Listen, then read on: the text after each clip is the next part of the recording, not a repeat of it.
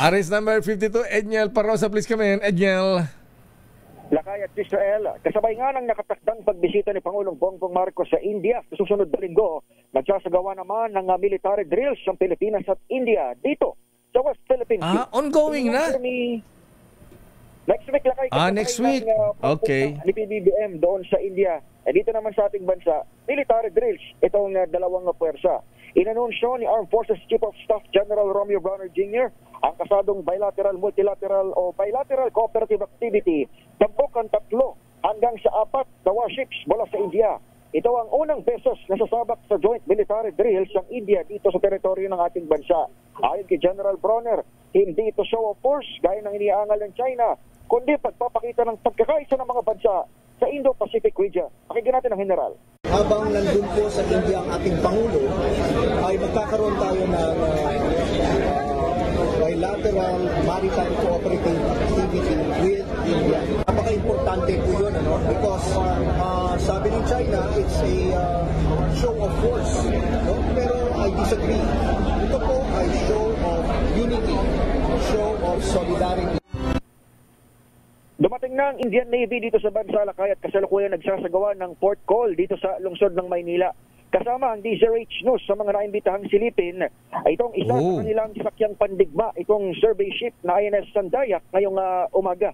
Kasampa pa lang tayo, bagamat halos taunan kung dumaong ang Indian Navy dito sa bansa, ito naman ang first time, unang beses na may Indian survey ship na nag-port call dito sa ating teritoryo. Malaki ba yung barko de guerra nila, Edniel? Malaki, Lakay, pero sa standard mas maliit pa ito kumpara doon sa mga frigates kung tawagin. Ito kasi ay survey ship. Ito yung gamit na pangmapa ba ng mga ruta at ito rin yung karaniwang ginagamit ng mga naval forces, Lakay, para mag-survey sa ilalim ng dagat. Nandito na tayo, Lakay, sa Port of Manila, pero hindi pa tayo nakasasamparon at hindi pa lang natin makunan. Pero maya-maya, mayroon na tayong mga fresh videos at photos itong ating nasa harapan na lang ngayon na INS Sandayak ng India. Meron bang kasama silang Yellow Submarine? Ayan.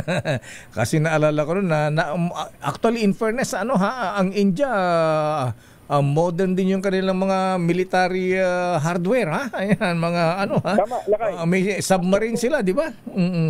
Kung matatandaan mo, Lakay, ay kagagaling lang din doon ng AFP at buwibili tayo ngayon sa kasalukuyan ng ilang mga armas mula mismo sa India. Ba? Kung maalala natin, mga kababayan, bago pa man yung Typhoon MRC missile ng US na ipinahiram dito, ay bumili tayo ng BrahMos supersonic missile sa India. Ha? Ito ay yung missile na dito, pero may mga ilang parte pa ng BrahMos missile na hindi pa na-deliver papunta rito sa Pilipinas, Lakay. Ayun, ang galing nga pala, hindi lang gamot ang binibili natin sa India. Ayan, pati missile pala, ha? Tama, Lakay, kilala sila sa talagang armament sa military. At isa yan doon sa mga pakay na rin ng Philippine officials tuwing may pagbisita tayo patungo roon sa bansang India, Lakay. Baka bebentahan din si presidente ng submarine. Ayan, o kaya bang production ng weapons sa kanila, Lakay, di ba? Baka pwedeng hulugan 5-6. Sige lang, Bombay. Grabe. 5-6 mataas ang interest na. Mataas ang interest na, kaya nga 5-6 baka buy one take one na lang.